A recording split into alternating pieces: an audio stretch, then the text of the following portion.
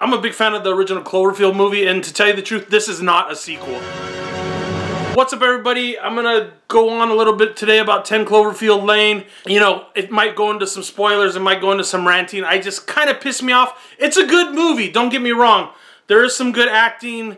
It's not that bad of a movie, but to call it or relate it to Cloverfield, I think is horrible. I mean, it's disingenuous, it's money grabbing, cash grabbing, whatever the hell you want to call it. I mean, you could tell where they did the reshots, where they added in the J.J. Abrams stuff, you know, the gas station that says Calvin, and of course at the same gas station there's a Slusho sign. The rest of the story's pretty good. This girl winds up in this basement with John Goodman. You can't tell if John Goodman's a good guy or a bad guy because all this horrible stuff's happened. It's good as far as that goes, but nobody ever asks questions in these movies. There's a radio, nobody communicates on the radio, nobody tries to communicate on the radio.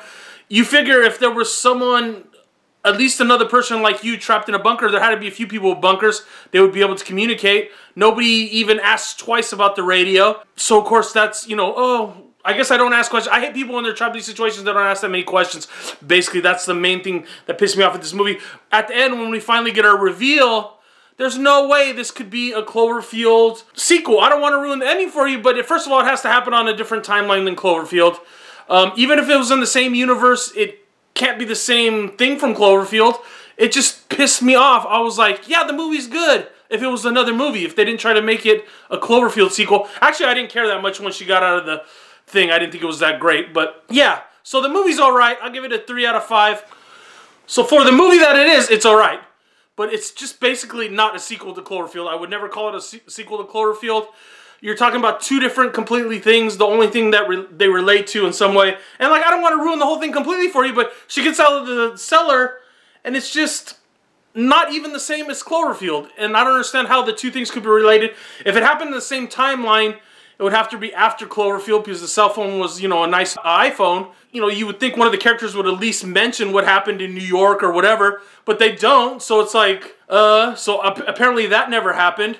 You know, he refers to Martians, but he never mentions, you know, oh, this happened in New York a couple years back, or, you know, when they nuked New York or whatever the hell. It's just like, oh, you know, blah, blah, blah. And then, like I said, the part that pisses me off is nobody checks the radio. And they clearly showed that they had a radio. And the crux about that whole thing is at the end, she's listening to the radio and you're like, well, why didn't she just listen to it earlier or scan some channels when John Goodman was asleep or some crap like that, right? We would have known what was happening.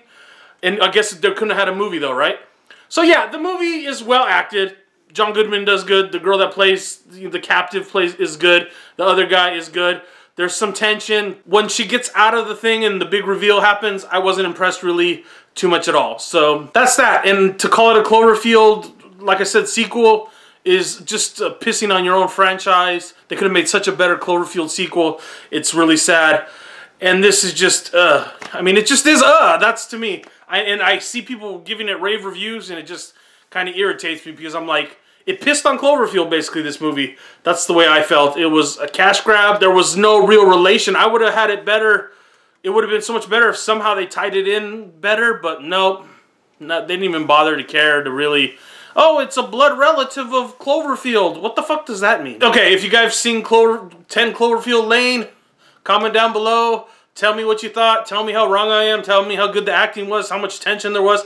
If you like this movie, I would say go watch the movie Hidden that came out last year with Alex Skarsgård. Same type of thing, but it's him, his wife, and their daughter, and they're trapped in a cellar. Much better movie, in my opinion, with a cooler reveal at the end. It just didn't have J.J. Abrams behind it, so whatever. Comment down below. Let me know what you thought, and I'll be back soon with a review of Baskin, I think, if I survive the screening.